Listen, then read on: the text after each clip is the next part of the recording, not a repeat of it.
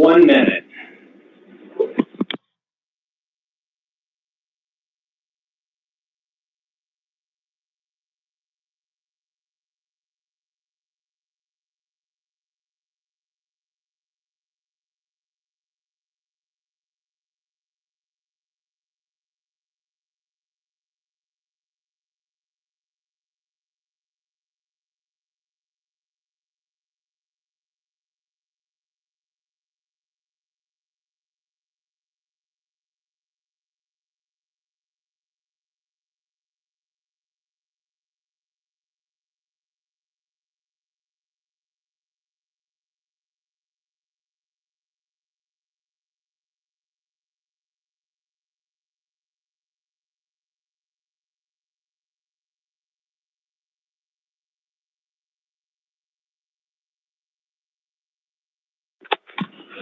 All right, everybody. Thank you guys very much for giving up some time today. I will go relatively fast through the presentation. This is Mike Greenbaum, Chief Operating Officer at SafeGuard Properties.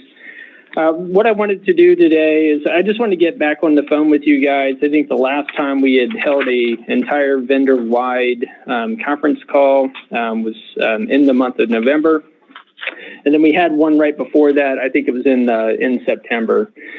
Kind of the theme of both those previous conference calls was we were just talking about things that I personally could do and the SafeGuard family could do to actually make life a little bit easier on the vendor base. So really what I want to do is kind of pick up on that particular theme. You're also going to see just within this presentation, I need additional things from you guys. I just want to be kind of really clear around where things kind of get caught as we try to process your work. And then if you guys would, please get out your pens, get out your papers. We'll distribute this presentation after the phone call, but there will be only a handful of things that if you can kind of get those things mastered, life with SafeGuard will be so much easier. So kind of want to give you the decoder ring and make this all very easy. The one thing I also want to call out is, just like always, if you guys have any questions, please just type your questions in. We've got a couple folks here that will go through and read some of them. We won't be able to answer every question, but when we see a theme or we see consistency within the questions, those will be the ones that we stop and answer. And if you guys have any other additional questions, you guys will have my email address. You guys will have your vendor account managers. Please reach out to them, but don't walk away from this communication event without every question being answered. All right, with that being said, let's get started. The first thing I want to talk, if you don't mind, go back to the previous slide. We are going to spend a lot of time talking about reopens, and then I do want to get everybody on board with using the initial service status report because it is so important. That we improve our REO turn times and get our clients marketing properties a little bit faster. That's consistent negative feedback I'm getting from the client base right now. I'm going to walk you through exactly where we see the actual bid process failing. And then the final thing I want to do is kind of walk you through what we envision as what we call a perfect bid. All right, next slide. So just when we look through the reopen rates, there's a handful of things that we did back in, really, this all kind of fell apart. Do you mind going to the next slide real quick, Michael? So what this is a representation of the percent of work orders that got submitted to SafeGuard that had to be reopened. And then on the bottom left-hand, kind of around the x-axis, you can see that's June 2018 up through yesterday, which is towards the end of February. And you guys can see right in the middle, there's that massive bubble. So that's when we were on the phone talking. This thing peaked out that we were at 83% of all work orders that get submitted would be reopened right back on you. And you can see what we've done. We made a lot of internal process change, which I'll talk about. Plus, we did some enhancements to the mobile and vendor web, and we pushed all that stuff down. And then you can see often that really from that December, January, and February timeframe, we're actually lower now than we were before we had the big bubble. So there's been a lot of progress made. With that being said, everything is not perfect. Many of you guys have sent me emails ahead of this conference call with your specific examples where you feel like things are erroneously or incorrectly reopen, each of those we'll take a pretty careful look at. All right, so go to the next slide. So a handful of things that I want to talk about here. This is some of the stuff that I need from you guys, just so I don't have to reopen work orders. First one, just better turnaround time. That just means that's really just kind of order execution. We're going to talk about some of the core fundamentals following your work orders. Next slide, please. This is just a slide. Originally, we actually had contractor codes, but all the people here, they're much nicer than I am, told me I shouldn't actually have the contractor codes on here, but this is like a sort order in a descending fashion. This is the quantity of reopens by individual vendor codes. This is something that we pay really careful attention to. And then this is how we're going back and measuring first time pass quality. All these details are available to you. So if you'd like to understand how you rate relative to other people, please reach out to their VAM and they'd be more than happy to share that with you. Next slide, please. So now what I'm going to do is I'm going to start walking through the very specific reasons why we're reopening work orders. And I'm just going to go step by step. I think in the end, I'm going to talk about 9 very specific things. This is where I want you guys to take some notes and then just ask any question that you have if there's anything that's not perfectly clear. The first biggest thing is a lack of a cost estimator. So every time that you guys go to hit the miscellaneous other in REO, or you do the preserve the property within PNP, and you're submitting a bid where I'm not taking you through that guided process inside of Vendor Web, you always have to provide a cost estimate for that particular bid. So when you submit it into us and there is not a cost estimate, the order updaters, they spend no time with that bid. They just simply return it back and say, please give me a cost estimate. So make sure the people in your office, when they're going to create that bid, they're taking the time to put in a cost estimate tool. One thing that I will talk about, though, is one of the things we're actually going to build inside of Vendor Web is around preserve the property, or around some of the bids where I can't necessarily figure out what the right price is going to be, and I need you to provide the price. We're going to start embedding a link to pop out into Blue Book, which is a cost estimate tool for you guys to go and define the scope within the tool itself and actually get a price. And then that will automatically bring that CE document plus the actual dollar amount back into the Vendor Web task itself. So that's what I'm trying to do from a software design standpoint to eliminate that reason for reopen. That will probably be implemented, I would say, in the month of April. Between now and April, make sure that when you're entering that task, and again, it's REO miscellaneous other, or it's on PNP, it's preserve the property, that you guys are scanning in a cost estimate. So that's life lesson number 1. Heading on to the next one. Mike, we had a couple questions related to cost estimators. So the first one that we got was, it's kind of related to reopens on a cost estimator. They want to know if it's reopened, but they feel that it should not have been. Who is the resource that they should be reaching out to resolve that issue? Their vendor account manager. And another one that we got was, what are the approved cost estimators going to be for SafeGuard now that we're introducing the Blue Book? Yeah, so we'll want you just to go ahead and use the link that we provide. And then another final one here, when there's a set cost in terms of our pricing guide as in SafeGuard, why are contractors then asked to provide a cost estimate? They should not be. They should not be. All right, so continuing along the journey here, the second big reason why we have to reopen stuff right now is bad measurement photos. So we went back and we just kind of looked at this 2-week period, it's 1 week period of time. There was 143 incidences where we had to open for no, not good measurement photos. Do you mind going to the next slide? So just a handful of examples. I think everybody is actually trying to do all the right things here. Like I see a lot of tape measures being used. The problem ends up becoming, like the example we're looking like on this slide, it's just very blurry. We can't actually read the numbers on the tape measure themselves. And sometimes the actual picture of the tape measure is just way too far back to be able to see. Next slide. In this particular slide, you can see someone has extended the tape measure, which is definitely the first half of this particular problem, but they never bothered to actually show the actual end state measurement. So we don't really have any idea what that true length is. So you have to do both pieces. You have to extend the tape measure, document that it is extended, and then come down with that nice vertical shot close enough and make sure that it's not out of focus. You take a picture and show me what the actual end state measurement is. Next slide, please. Yeah, there you go. On this one here, we have really good execution just in terms of link width height. The only problem is that when we get our calculator out and actually do the math around what this contractor submitted, we come up with something that's less than 40 square feet, and then what actually got bid was 1,500 square feet. So there's a tape measure execution issue, there's a photo quality documentation issue, but obviously there's also just an accuracy portion too. We can't overscope what we're looking for.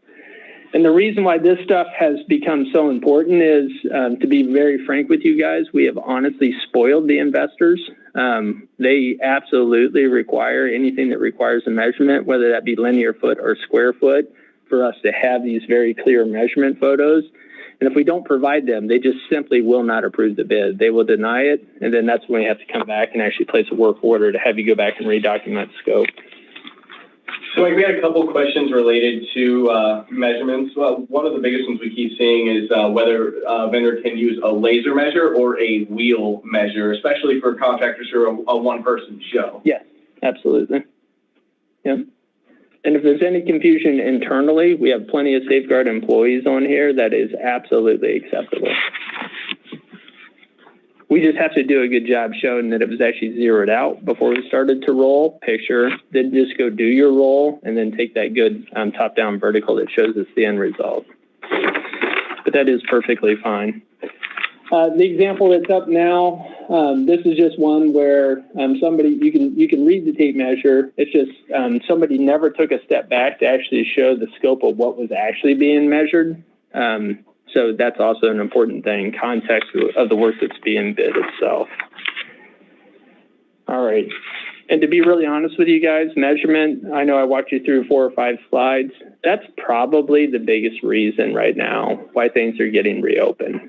So if you guys can just make sure that in your morning meetings with your teams and your team leads, just make sure you really cover that. Just make sure we go through the 3 pieces I just talked about. Show the tape measure fully extended. Make sure you have that good vertical with the end state measurement. And then someone has taken a step back and just shown full context of the thing that is being measured. We did get a question here. There's 2 more on measurement. Does SafeGuard have any intention of accepting third-party measurements, particularly something like Eagle View at any point? Absolutely. Yep. Yeah, if you guys are ever bidding a full roof replacement, Eagle View, if you go and pull your Eagle View, I'll take it all day long. And then a couple vendors have asked why it's necessary, if they've been to the property more than once, to provide measurements each time. Is it getting rebid? Only if I'm having to be rebid. Yeah. It's just because, to be very clear, most of the time investors require the actual watermark that shows up on the photos to be within 30 days. And if it's 31 days, 32 days, anything greater than 30, they won't even look at the bid. That's why it has to get redocumented. All right, so we're going to come off measurement. We're going to move over to the next item, and this is key code, poor photos. So there's really 2 important things when we're going out and securing the secondary door, or if we're doing final securing, or we're resecuring all doors. You have to take a picture of the actual key code itself. You have to show me which key is being used. And then when we put the lockbox on, you also have to show me that the actual code is turned to the correct numbers. And then the third requirement here is when you put the keys in the lockbox, we're asking you to tether the keys. So when you submit, you installed a lockbox or did a rekey, our auditors are just going through that 3-step checklist. Make sure that your crew knows that. Make sure you have those clear pictures. And if you don't, if we can't see what key code you use, or we don't have confirmation that the lockbox was coded correctly, it'll always get reopened. Next slide, please. So these are just some examples. One is just kind of a blurry photo on the far right. The other one is, it's a really dark photo where you actually can't see the numeric value of the lockbox. And the one on the left was keys are in there, but the keys are not tethered. So again, this is just 1, 2, and 3. Make sure it's that clean before you submit. It'll never get reopened.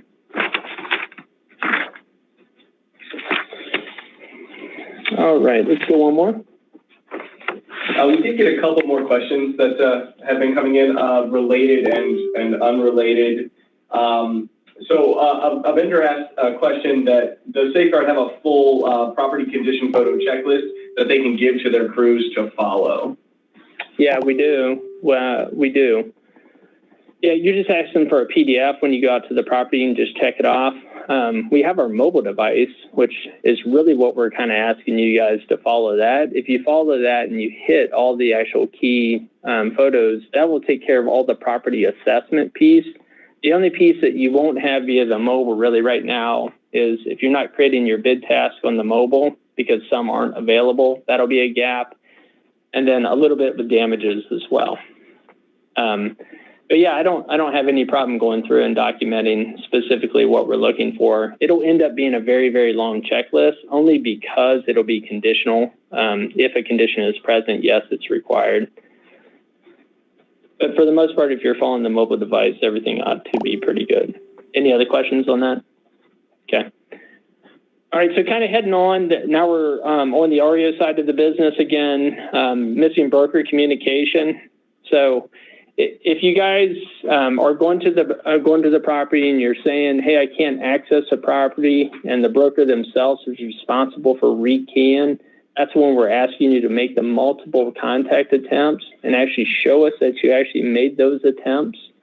And if you don't provide that documentation, it will 100% of the time get reopened. And that's not SafeGuard having a rule. It's literally our clients require that before they allow us to document back that we could not access the property. So that's a hard requirement. Just make sure that if that condition is met, that outreach is actually done and documented.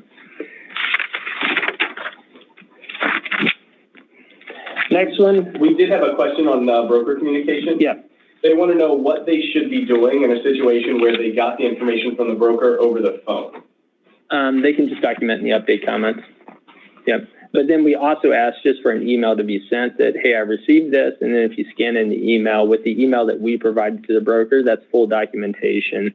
You would say, per our conversation, you asked me not to do X, Y, and Z. Per our conversation, you asked me not to either perform a task, not to bid, or you provided, or you said you just simply did not ever rekey the property. Just POC it, send the email, scan that email in, and that's sufficient. All right, moving on to the next one, which is securing sticker. When you secure the property, you guys know it's a requirement for you to put the sticker up, and that's either going to be the SafeGuard sticker, or it's going to be a client-specified sticker with their information on it. Every time that happens, that's a hard stop for us. We have to have documentation that the sticker is in place. That's an OCC requirement. There's a lot of hard audits around that. So just make sure you reinforce that with your crew. Next issue is just winterizations. Winterizations, this is both P&P and REO, they carry a ton of liability. We get hundreds of recourse demands from our clients. Once the broker goes out to the property, if there's any problem with the domestic system, they want to immediately blame you guys. What we need is we need all the evidence in the world that the base fundamentals of a winterization were done right. So that's where some of the items that I have highlighted here, which is draining of the hot water tank. You have to show the hose. You have to show water coming out of the hose. That's big stop one for us. The next one is the zip tie. When you go back to the main water line, you turn it to an off position. You've got to put the zip tie on there. You have to show it in place. That will save you guys a ton of future liability, because then we can go back if someone says, hey, water was reintroduced. We just want to go and say, was there any tampering of the actual zip tie itself? We have a couple questions surrounding winterizations. Mm-hmm. One of the questions we're getting is, if there is no water in a hot water tank, a well, or other parts of the system, is it sufficient to show the valve open in your hand under it to show that it is empty? Absolutely. But please just also include that in an update comment as well. The reason why no water is draining out of the hot water tank. And we got another question. If a property is discovered that has been winterized by someone else, but it is a SafeGuard initial secure that a wint has been ordered on, should the wint be performed in that case? Yes.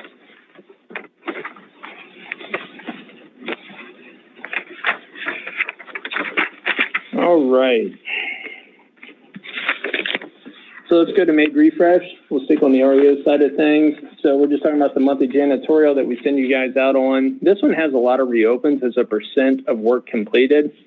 And then these, we have very specific events that have to happen. One is the air fresheners. They have to be dated with current date. We have to be convinced that they're new as well. So make sure mechanically that is done 100% of the time you actually do the refresh. You have to show us when we have the hard floors in there that there was mopping, and you have to show us if there's any carpeted rooms that you got to vacuum out. And you did your level best to make lines in the carpet itself. I get that not all carpets will show lines. You have to show us with a vacuum out that you were running a vacuum on top of it.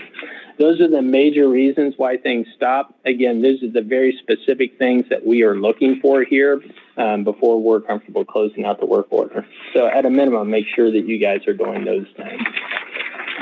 Next slide. These are just a couple examples of what we're talking about here. You guys have done this work long enough. You know exactly what we're looking for. Just make sure that your crews are giving you those photos so it doesn't come back at you. We have gotten a few questions along the lines of this time of year, houses with no heat on, mopping can actually create ice inside the property. What is your recommendation in that case? Yeah, I mean, we've talked through a couple different techniques, all of which I haven't fully gone all the way back through. We will provide some direction on that. That's hit me a couple different times, and we started talking about adding some additives to water that would keep it from freezing, but I haven't fully vetted all of that. So I'll take that as a takeaway. All right, so the next big thing is going through and documenting actual mechanicals. I always want to give you the why on why this is so important. When you guys submit your initial results back into us, whether that be on an initial secure or an initial service work order, the updaters at SafeGuard are always making sure that you have documented the electric panel is physically present and the electric wires are coming into it. We're always looking for the hot water tank, the fact that it's in place and intact. We're always looking for a furnace to make sure that it's there. And we're always looking for confirmation that the AC unit, if ever present, is also still there and it's also hooked up. And the reason why we're looking for those 4 specific mechanicals is because that's the stuff that's always stolen when you have some form of vandalism. So again, just like I talked about with winterizations, us going through and documenting that when we first crack the door, that takes a ton of liability off of you. And as long as I have that photo with a good watermark at the bottom of it, that it was present when you went in, I have all the defense that I need, that the stuff was there and something subsequently happened to it. It wasn't just an under documentation. So a lot of times when you get that work order back because that wasn't appropriately documented, we're actually doing you a favor.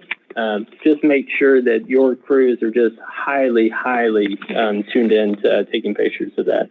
So we have a few questions surrounding mechanicals here. The first of which is in warmer areas, a lot of properties will not have furnaces. What is the proper procedure there to make sure you don't get reopened for not documenting it? Yeah, it just says furnace was never present. That is a term set value. One of the questions we're getting is if vandalism has already been reported, do you have to report it again on your update if you don't believe it's been vandalized again in the meantime? No, it's a restated damage. But just to be very clear, when you look in your bid summary tab and you're looking for damage type vandalism, if it's not present, even though you physically visited a property before, you have to make sure that damage type is noted. And then one other question is, when documenting the electrical panel, is it necessary to open the cupboard, to open the door of the electrical panel? No.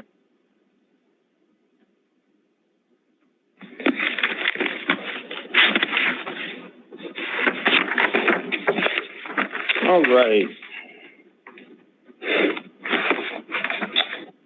So let's get into bidding remediation of roof and mold damage without addressing source. So anytime that we have water or we have mold damage at a property, we ask you guys to go through a 14-point check just to go through and say, is it gutter downspouts? Is it an active roof leak? Do I have a leaky window? We're asking you guys yes, no to go through that. We always want to make sure that when we are bidding mold or bidding water, one, we have definitively identified what the source is. And then with the source, it's either we had to take care of that source using an allowable that was available to us, or we would have to bid to address the actual source of the damage itself. We are simply just not allowed to submit bids to our clients or the investors for mold or water without actually identifying that we cured the source or that we have a bid to accompany the bid for the actual damage itself. So just make sure that that is connected prior to sending it in to us. All right, coming to the next one, which is preserve the property, which I talked about a little bit before. Really this is just a little bit different issue.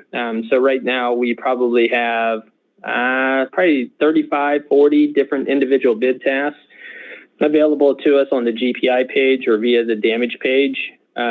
And then really what we intended preserve the property just to be kind of like this catch-all. Like if it isn't one of those other 35 bid tasks, and we don't expect for this to be used very often, go ahead and use this and let me know about a condition at a property that, if not addressed today, would lead to further deterioration at the property itself.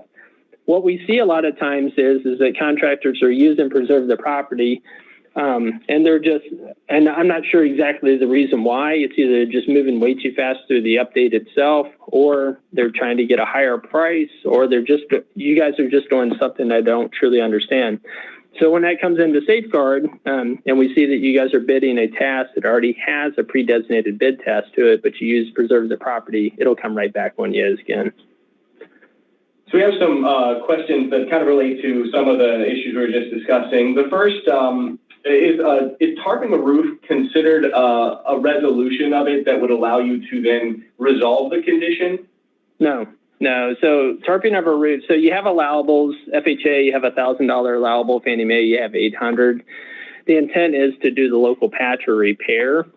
If the roof is so severely damaged that you can't address it under those dollar amounts and you have an active leak at the property, that's when the use of tarp would be appropriate. So that's exactly how the work order reads. That's what we explicitly expect you to do. That is a day zero action that you're taking. We still expect you to bid the roof damage itself. Tell us all about the damage. Make sure that you're providing a bid to cure all the active leaks on the roof.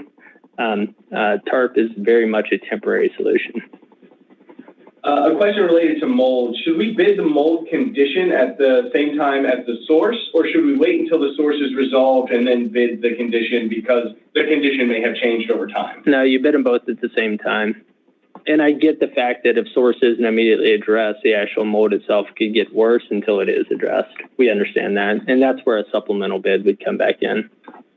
If the source of a damage appears to be a previous roof leak, but that roof leak has been resolved and is no longer an issue, how do you approach bidding that type of damage? Can you ask one more time? I'm not following. So the question we got was if you discover water or mold damage to where it was from a roof leak, but there is no roof leak anymore, how would you like that bid? Yeah, you bid it's water damage. That's under the water damage section itself, and you would just indicate that there is no active source. Okay. All right, and then so the next slide, if you don't mind, Michael. These are just some examples that I was walking through where preserve the property is not being used correctly. For each of those, you should be going back either into the damage itself and bidding it via that route, or you should be going back and selecting the correct bid task. So be sensitive to that. Make sure you share this information with the people that are actually doing your updating, and please just don't submit things via preserve the property when it already has a different path. All right, so now I'm going to transition just a whole lot here, and I'm just going to talk about the initial service status report. So back in the day, the reason why, let me give you the why again. So what we're trying to do here is that as soon as you go to the property on let's start an REO, on an REO asset, and you've knocked out the rekey if you're doing the rekey, or you knocked out the wind, or you knocked out simple debris cleanup, and let's say you knocked out the initial mate as well, and everything's just flying, you get it all done the exact same day that you first visited their property. We understand that's a complicated update. Sometimes it takes you a day or two to get all those results back into us via a full vendor web submission. What the ISSR was set up to do is for you to be telling me from the field real time, I did it. So we went back and we embedded that right inside the actual mobile device, gave you a nice simple button to hit. The problem is right now, only about 27% of the time are you guys using that. And I need that 27% to become 99.9999%. Like, that's what I need. And I get sometimes you're not connected. I get that. You probably ought to just be calling back into the office and just going the old school status report in that particular case. But I need those dates back to you guys, from you guys ASAP. What we do with that information is we take it and we just jam it right into our client system. And we just say, hey, wet's done, trash out's done, the initial mate is done. It is time for you to send your broker out there so they can get sign off and get these properties marketed. There's a ton of stress right now in the industry from the time of the foreclosure sale, the end of the confirmation redemption period, to actually getting these properties listed and sold. So the faster that we move, and I need it to be accurate, I don't want to have a bunch of broker fails, but as soon as you guys get that stuff done, I want you guys to start using this button on your mobile device, pass those dates back to me, and I'm going to zip close these things.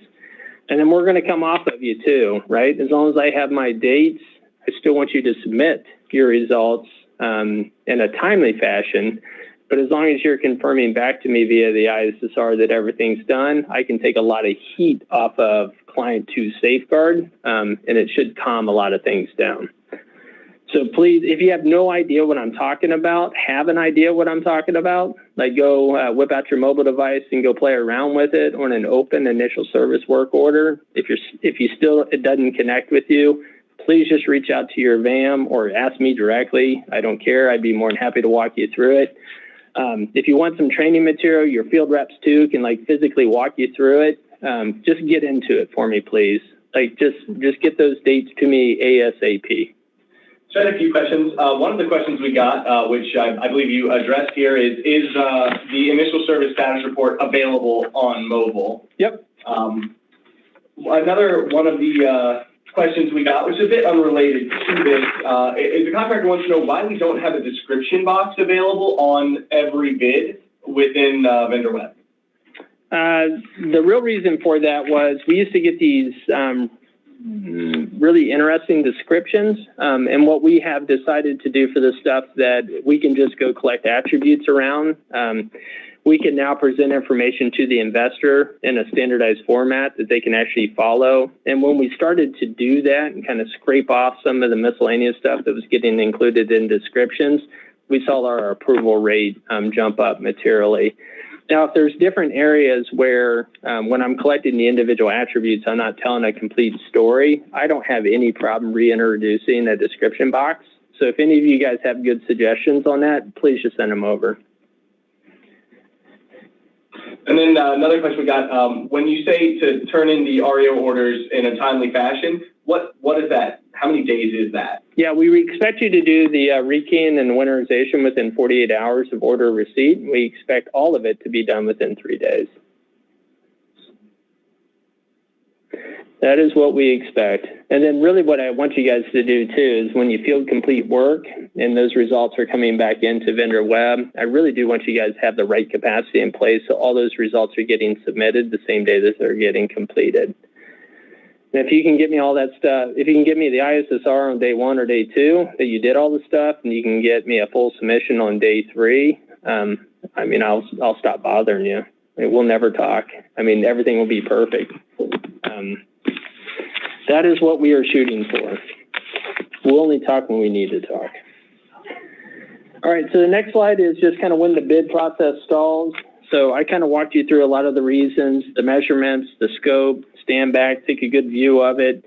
what this is just an example of, this is when I'm not reopening back on you for additional clarification, and when either I have submitted a bid to the actual investor or client and they have rejected it and said what you just said was not sufficient, or it hits my bid desk is just not comfortable submitting the bid because of lack of information. And really what I'm trying to do is just kind of come back and show you guys, reopen is only part of the problem. There's also these additional work orders that happen in the second or third step in this process that is also having to drive you back out to the property. And I'm just trying to address this holistically. Submit me everything I need on first submission so I can get this thing up to the investor and get them 100% of all the information they need just so we can get our approval, or just get a clean denial. That is what I'm always trying to do. We did get a question related to, we've actually gotten it several times. So contractors are saying that they're submitting updates with salient comments that are getting reopened and would not be getting reopened if those comments had been reviewed. So they kind of want to know what's the process for our auditors to review those comments. Yeah, so we got the same comments back in September, and then what we did off of that is that we force, every time you guys provide an update comment, and when it comes back in our audit practice, someone has to actually go and physically annotate that they have read those comments and that they understand those comments. So I force people to read them, whether or not they're always being appropriately considered. I've seen several examples of that here recently, where you guys will very cleanly say, hey, this is what's going on with this property. And then I do see us sometimes reopening and asking you the exact same thing you've already answered. I'm not proud of that. But step one in the journey was make sure that people are forced to actually read it or interact with it. I've done that piece of it. The second piece will just be the quality piece, and I promise you that's got plenty of attention on it right now. All right, so hey, the final concept was, like I started at the very beginning, I talked about submitting a perfect bid. One of the things that we've been working on, and we've been talking with HUD, ISN, who's the MCM, the person that oversees the actual OA process for FHA. We've been talking with PIMCO, who's the outsourced company that reviews all bids for Fannie Mae. We spent a little bit of time with Freddie Mac, who is pretty generous on their bid approvals. And then we've also spent a little bit of time with the VA as well. But anyway, so we've spent time with the end customers. And then the base question that we keep asking them is like, we just say, we never want to get a bid denial from you. So there's two questions that we really ask is, be very, very clear on when you are disinterested in doing work at a property. So tell me the conditions you do not want bids for. So we've done a lot of work, like within our system itself. FHA would come back and say, hey, if I have vandalism at a property, I need you to make sure that that gets very clearly marked as a damage, and that you provide a good eyeball estimate for it. When you submit bids to me for vandalism, I'm always going to ask you to go pursue hazard insurance claims. So make sure that you're taking those bids and you're directing it down that path, not at me. So that's a pretty good example of when an investor has come and spoken just about exactly the kind of bids they're looking for. And then the other investors have had a ton of comments too. What we did is we said, all right, so that's part of it. The second part of it is what information would you like me to present when I'm actually presenting bids to you? So what you can kind of see up here on these slides are, like, this is a PDF that we create with the details that you guys give to us. And on the left-hand side, that's just a front of house photo. And right to the right of it is us just walking through the major milestones of that property itself. What was the first time vacancy date? What was the date that it was secured? What was the date that it was winterized? When last inspected? Everything that somebody ought to be thoughtful about when they're considering and trying to decide if there's any form of mortgagee neglect at a property. We're providing that. So right location, here's a picture of the house. Here's all the salient information about the actual maintenance history on it. And then what we do next is we just go through and we detail out, we take those pictures that you submitted to us and we take all the attributes that you provided to us, and we're going and we're telling a comprehensive story. Like for water, you guys have seen, we went back and we changed the actual damage or the bid task on the damage page itself. Like, that's where we're asking questions like, is it wet to the touch? Is it dry to the touch? Is it drywall in nature? Is it a different type of material type? We're being very specific. In the past, what we used to do is say, hey, I've got $3,800 of water damage, and we would almost uniformly get denials and ask us to go break that individually down into by room and by material type. So that's what we've been working on just from an engineering perspective or a system architect perspective is just asking the investors, how do they want to be fed information? What pictures are they interested in? What attributes are they interested in? At what level of granularity do you want the actual bid built from? And that's kind of the system that we have built here, right? So I'm 100% in charge of creating the PDF. I'm 100% in charge of creating the vendor web and mobile experience. It's kind of guiding you guys through that process. The piece that I kind of need from you guys is you just got to do a good job when you're actually taking the specific photos themselves so we can go put this story together. So we got a question on the mobile application. Since we're introducing more and more videos, they want to know if the videos are being sent to the client. Yeah, so the big thing that we've been doing on videos, there's two big benefits that we've had. So we'll send a video to the client if they have a very specific question about it. The unfortunate part is right now that the clients themselves don't really have a way to systematically receive the information. But what we do is we do make it available via our client interface. And then so they'll hop in, they'll put the loan number in, and 100% all the videos are available to them. And by the way, our clients love it. It makes us materially different than anybody else in the space. I truly do believe it's a big competitive advantage. And a lot of that goes back to you guys. And by the way, the most important thing it's not the visual aspect of the video, it's the story you guys are telling. When you guys are walking those basement walls and you guys are talking about the active water source, or you guys are documenting the actual roof itself, and you guys are, verbally explaining what you're seeing, it's made all the difference in the world. Anyway, so that was kind of in-state use one. The other in-state use is that when investors are coming back to us and threatening a repurchase or threatening a reconveyance, or they're trying to issue demands, and you guys have done a really good job with videos, it helps so much when we respond back and say, absolutely, there's not an active roof leak at this property. Look, our contractor went out and took a video. And when they start to compare your video versus like an FSM on the HUD side of things that only took 3 pictures of, the sheathing or something that has a little bit of discoloration, and we have more evidence than what they have, that has helped us win absolutely some appeals that we would have lost otherwise. So it helps a ton. We also got a question about whether we are going to allow videos to be manually uploaded. Yes, we are. Do you have any idea when that's? Yeah, it's going to be relatively soon. It'll either be the March or the April release when we allow for that. That's why we've been a little gentle on some of the mandatory requirements of it. All right, everybody. So you guys have sent in a ton of questions. I think there's some questions that we haven't yet hit. We'll go through all the questions once, now that this presentation is over. If there's anything that needs direction, we'll provide a summary back, like an FAQ.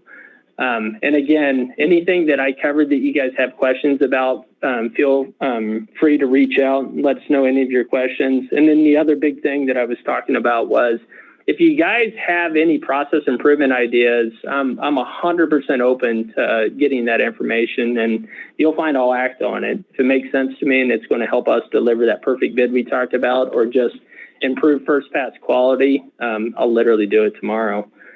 And I'm excited for that. Yep. So the last thing I'm going to leave you with, guys, is this is an easy thing for me to do, is put together this information, put together this deck and pictures and stuff like that. I'm really asking you guys, when you guys get together with the people in the property and your crew leads, please carefully go through this with them. Like, make sure that they understand there are truly, I don't know, we talked about 17 or 18 different things. You guys have got to do this every time you go to the property, or it'll simply get reopened.